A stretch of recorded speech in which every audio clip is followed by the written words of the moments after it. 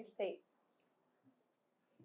The first question I'm actually going to ask, which is in here, but I think it's a really interesting one to start, is what is brain-body training and why does JLL care about it?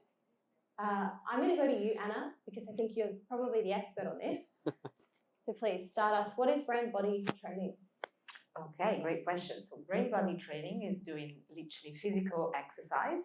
So you could be doing a cardio exercise, a resistance training exercise, you could be doing a balance and stability, a core exercise, but at the same time or subsequently, you're also doing a cognitive task. So you could be doing reaction training, you could be doing memory games, you could be doing processing speed games, you could be doing vision training games, motor skills games. So you're working on your cognition and your physical abilities at the same time.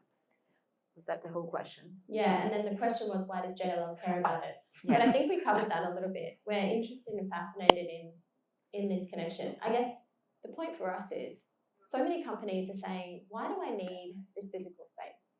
Because so many people have been comfortable working from home and they're getting just as much done. Maybe I could spend less money on my physical space. Makes sense, right?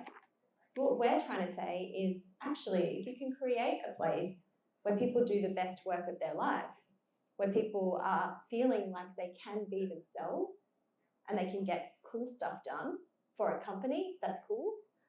Why not? So installing a gym, let's give it a try. Yeah, absolutely. I mean, I think also cognitive training has a lot of benefits for attention, memory, and focus and everything else. And so things that are very beneficial at work.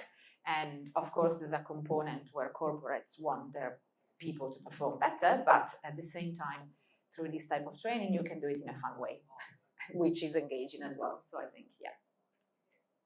Awesome. Okay. So another question, and now if there is a question asked in the Slido that you see, and it's a question that you want to ask, you can upvote it.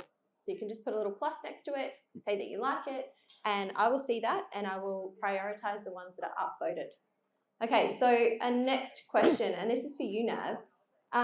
If you had to choose one meta skill to focus on, only one, what do you think it would be? Learning to learn. Learning to learn. Curiosity? That is a subset of this, but big skill is like, because in the world when future is, we cannot control, technology we cannot control, we have to continuously reinvent us. And I think with this fast pace of change, there is a fatigue that creeps in. For example, earlier Marco asked to everybody use ChatGPT. I'm still resisting it. So my point is, because my mind does not accept it. Not that, like my heart does not accept it, I'll put it that way. My mind says I should use it. So I think this reinvention, and that's where I need to learn this new skill. For that, I need a lot of other things. I need self-awareness. I need curiosity. I need to build this resilience or this adaptability. So I think all these I call, like, if reinvention or learning how to learn is a meta skill, then all the skills like awareness. So you need to unpack a meta skill to master that meta skill. So you unpack in the form of awareness, curiosity, adaptability, resilience, then try to master each one of this. Then you will build that skill of learning how to learn, and you will be ready to reinvent yourself with the times. Awesome. Sorry, can I just on that one, because you mentioned curiosity. Sorry, I'm going to ask a normal question. But on curiosity, because exactly that is something that, how curious are people going to be in the future if everything you have is online? You don't have to go and search for stuff or find out on your own. You just go and ask whatever the universe, mental universe. Precisely, that's precisely the reason you have to go to brain gym, to build your curiosity. No, yes, a very good question actually, because we are at the cusp of this pivot from information knowledge age, when there is glut of information and we need to make sense of that. And now we are getting into intelligence age, where this, you type and you talk, Alexa or ChatGPT, it makes sense for you. So that's where what I was saying earlier, not the jobs of the future, but how do we see our identities? How do we see our purpose in life? And that purpose will fuel the curiosity. So you no need to work on curiosity, but you need to work on your purpose and identity. The big next crisis is identity.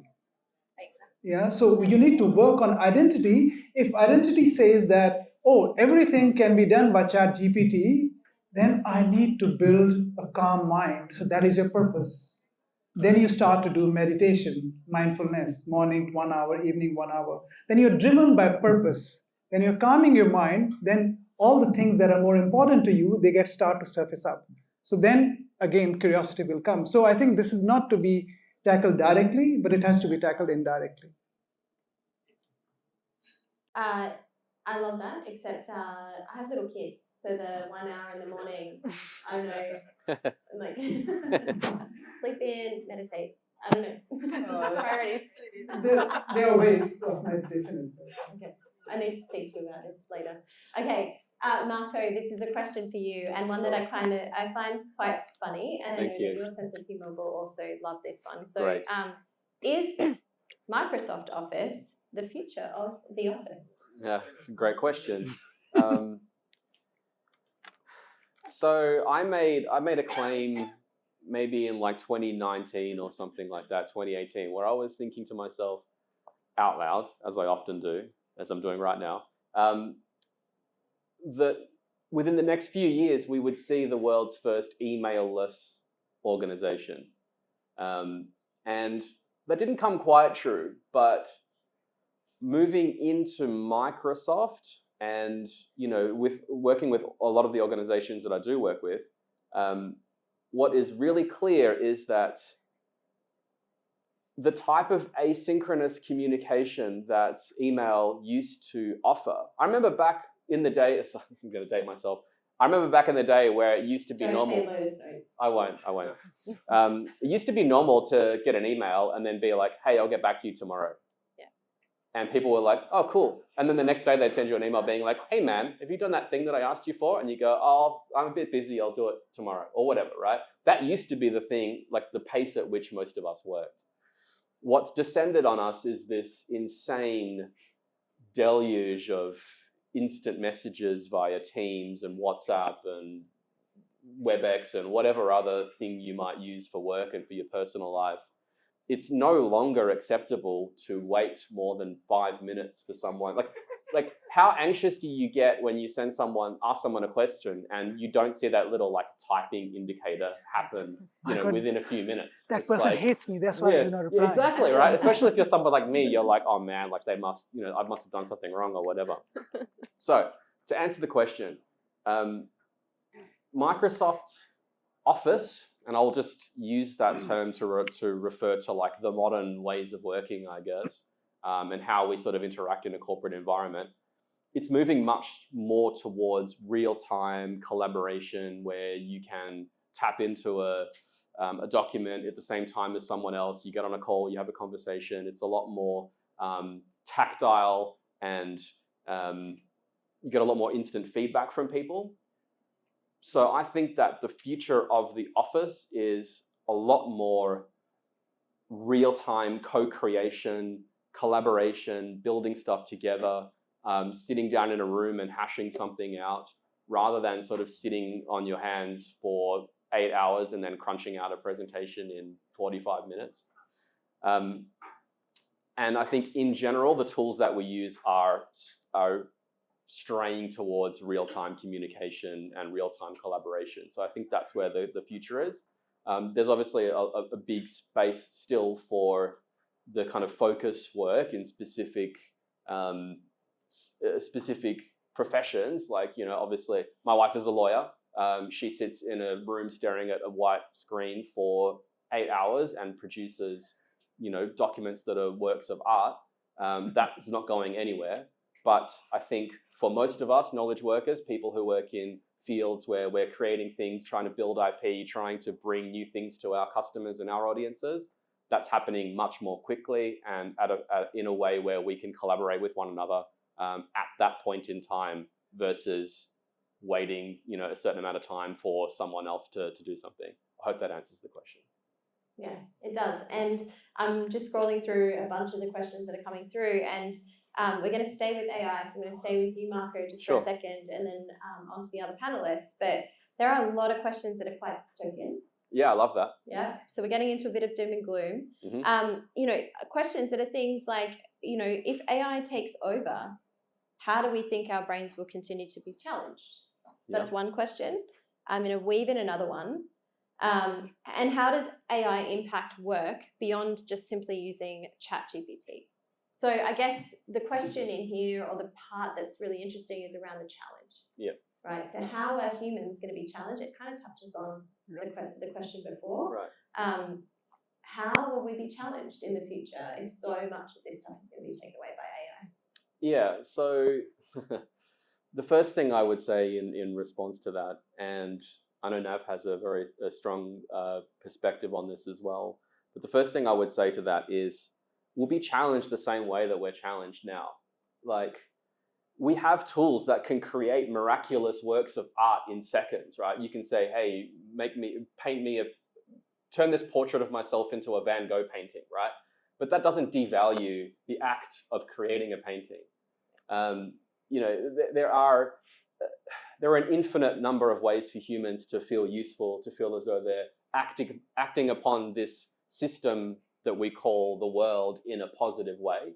You know, we will still continue to challenge ourselves physically, mentally at the same time. In the case of this amazing discovery that I just found out before, I am a firm believer that AI, in the far future, we may reach some kind of, what's the word? The word is like a point in time where AIs become what they call generally intelligent. So there is a system that is created that you can essentially drop into any given scenario, and it will learn just like a human does to do the task that it needs to do. This is what Tesla is working on with self-driving cars. This is what many other autonomy companies are working on with human robotics and things like that. I don't believe that there will be, I don't believe there is a high enough chance of AI sort of subsuming or subjugating humanity for us to be worrying about it right now. I feel like we should focus on the short to medium term benefits of having such an amazing piece of technology that will augment us in almost every way. And I think there was part of a question in there about how we will feel challenged, how we will continue to work, how we will continue to do things when we have this, you know, all-powerful AI, or how work will change.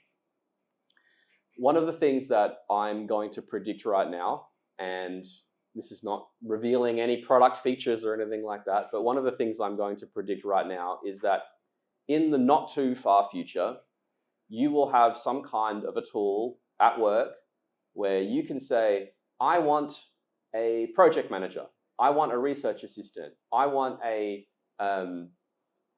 financial analyst, and they pop up into your teams. You have a human-like face looking at you, and you say, hey, you go and do a bunch of research and get me some information about this particular industry. You go and get this organization's annual report and give me a forecast of their performance over the likely performance over the next few years. You go and set up, X, Y, and Z. And they go away and they go and do that work and they review each other's work and they come back with the stuff that you need. I feel like that is a rough estimation of how things are going to be in this future of AI with work.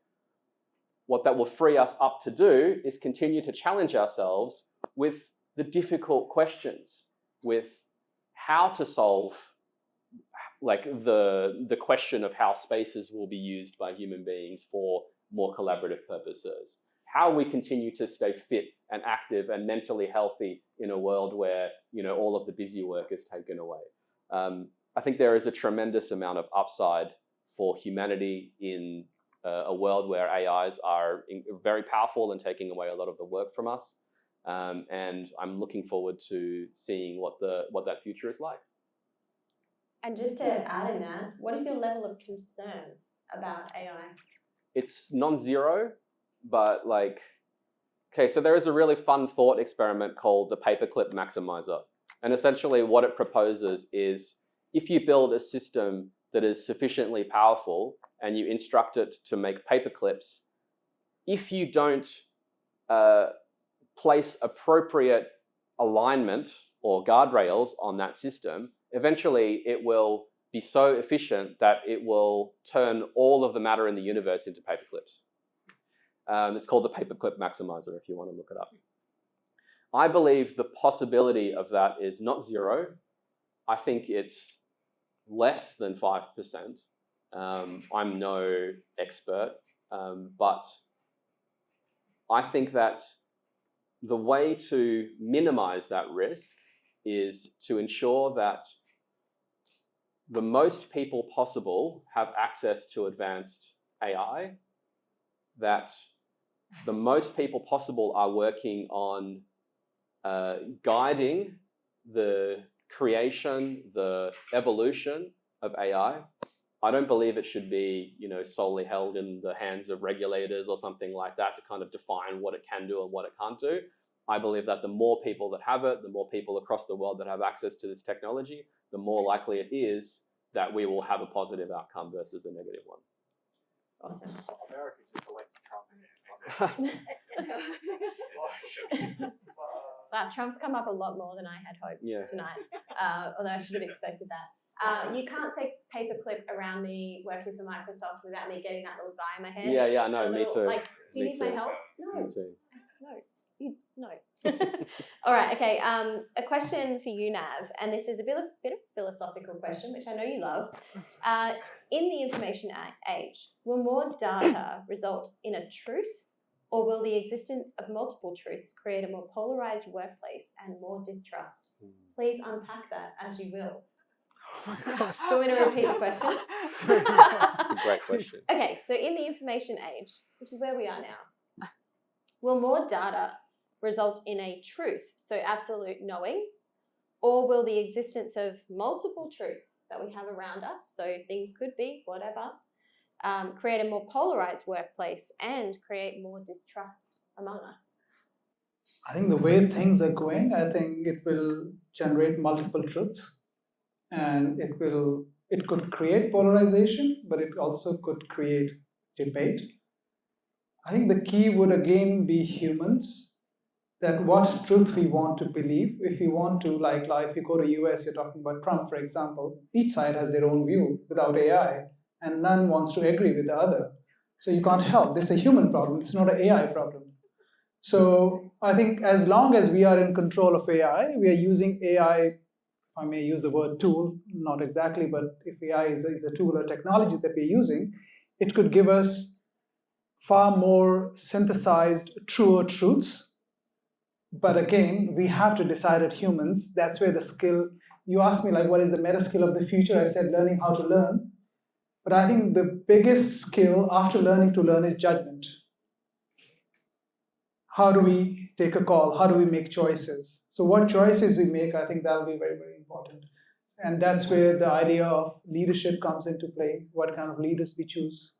If leaders are polarizing, followers will be polarized, and that will create problems. So I think there is no right answer or no certain answer. It could go any way, depends how our mind works and how we want to take that AI.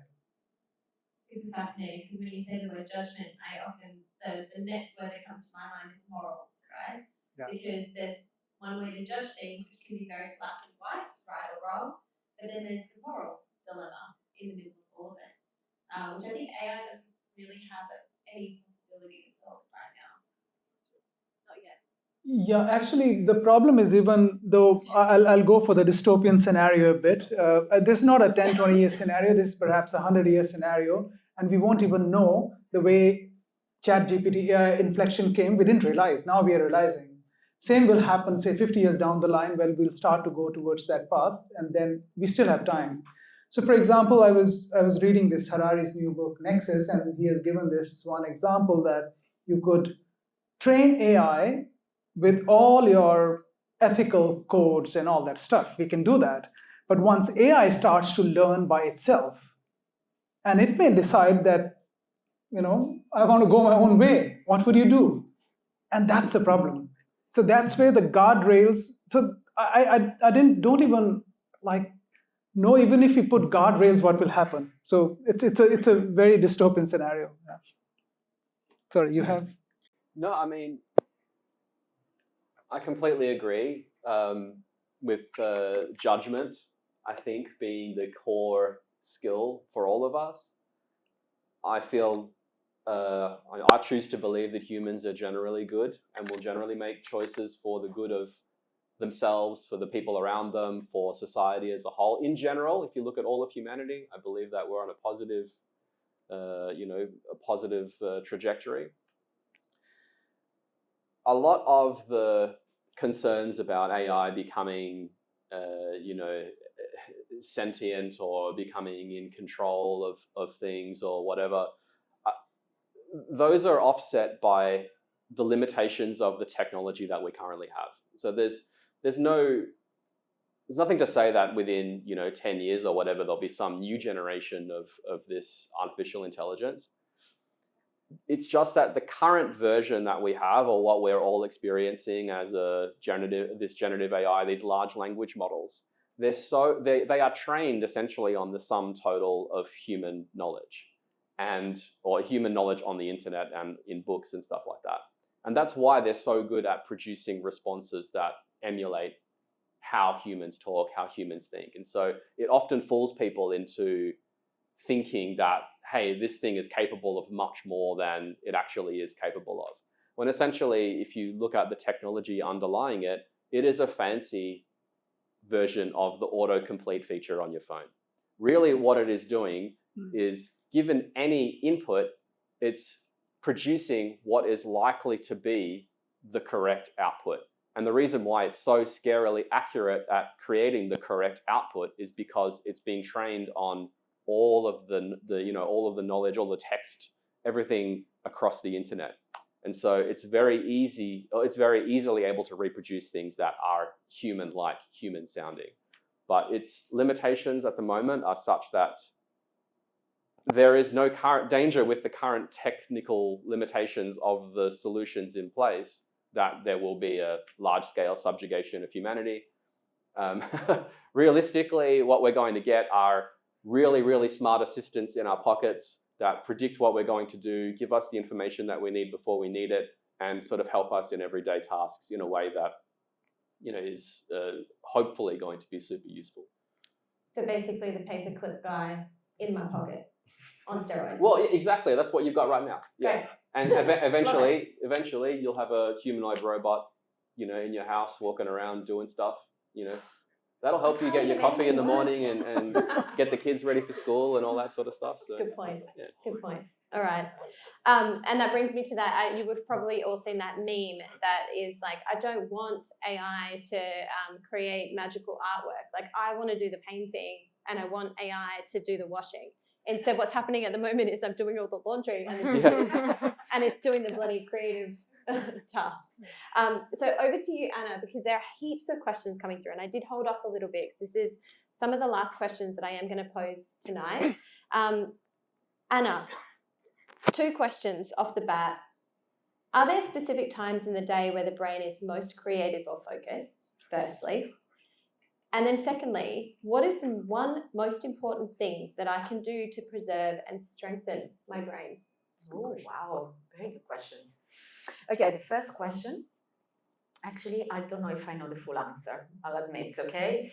Shall we chat GPT it? Yeah, exactly. I'm kidding. And then use our thinking and critical skills Yes. to actually think what we think. Very good. Anyway, we are all different. And so I think a very personalized approach is needed. We all have different chronotypes. We all prefer to sleep at a certain time. We're all differently productive at different times of the day. So that would be my answer. I can't pinpoint an exact time. For me, based on my chronotype, supposedly I'm most productive late mornings. And when I think about when I'm most productive, is actually then. But that would be my answer to that. The second question was about the most effective way of training your brain, correct? Yeah, what is the single one thing that you can do? Single one thing. Well, I'll have to be boring and say dual tasking, cognitive motor training.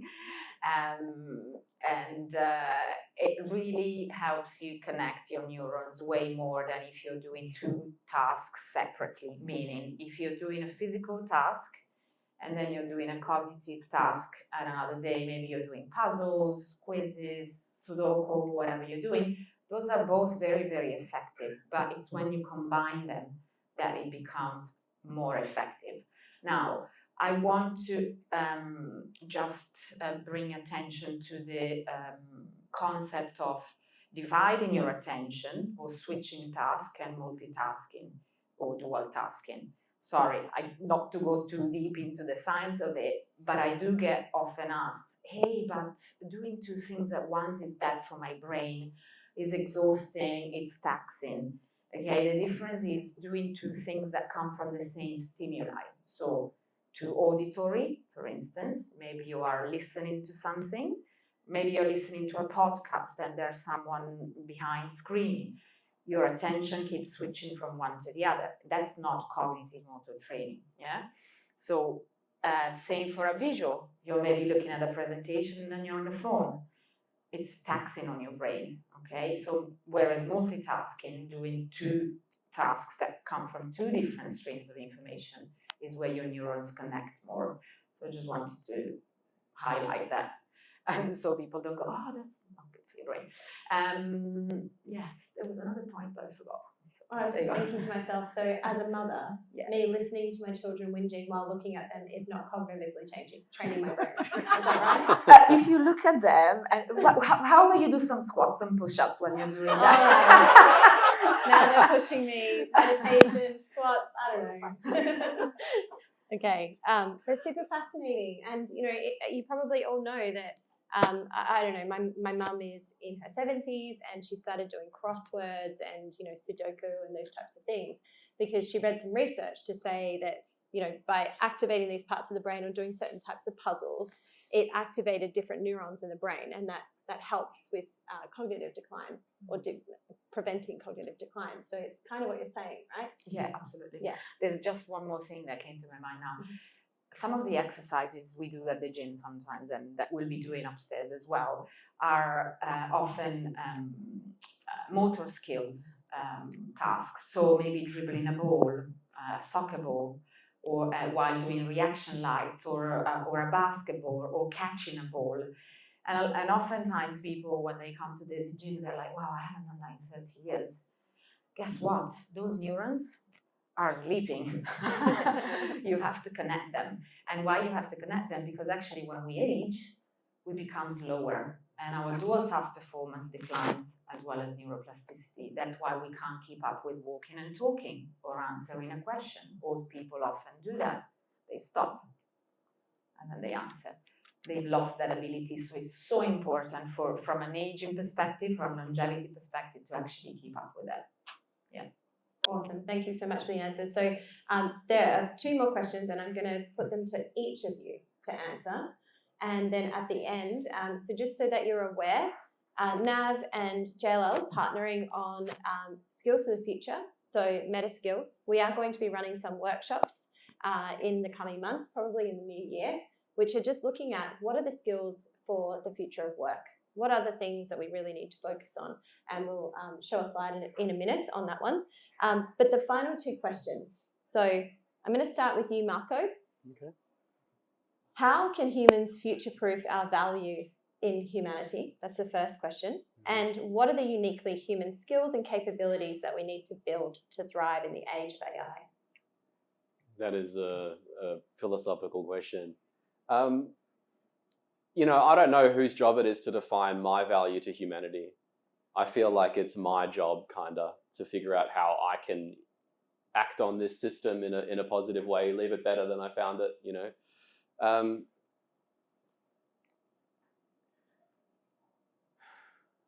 how can humans what was the question? How can humans continue to? So there were two questions. So how do I future-proof what are the skills that I need to focus on to future-proof my value Yeah. in So an age of AI? yeah, look, I think value is a is a personal thing. I think it's up to us, like what we feel like doing as humans to feel valuable. I think that's different for each of us. For some people, that will be being really amazing at sculpting, or doing a really an awesome running a marathon or something like that. I think what we can do is try to figure out what helps us feel like we are contributing in a valuable way in whatever system you happen to be currently occupying, whether that's at home or at work or in a social circle, and focus on the things that, I guess, improve the net happiness of that particular system. I don't know a way to say it that doesn't sound incredibly nerdy and autistic, but that's how I know how to say it. So I feel like if we can individually figure out what makes us happy and what makes us feel valuable and contribute, I think those focusing on that and getting better at that and those skills are the right ones to focus on. And they tend to be intensely personal choices. And I think that there's many of those across the different domains that we operate in. And the second part of the question, sorry, my brain. I think you answered all of it, to be Okay, honest. good. Yeah, Sounds good. Yeah. Thank you. Anna, so what do you, I think to wrap it up into one, what is the uniquely human skill that you think we need to really focus on in the future, knowing all of these things that we've discussed tonight? Thinking and critical skills. Decision making based on thinking. Yeah.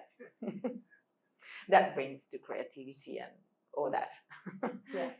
Yeah. So would you say, because there's differences with decision making, there's like making a very quick call on something. Do you think it's more about being able to take in large amounts of data? Both, definitely both. There are times where we have to make quick, fast decisions, and hopefully they'll be accurate. And there are times where we have to spend way more time thinking about situations, big data, big life decisions. And those, I think, for some people might happen faster, for some others might take time to process. So, yeah. Okay. And Nat, how about you?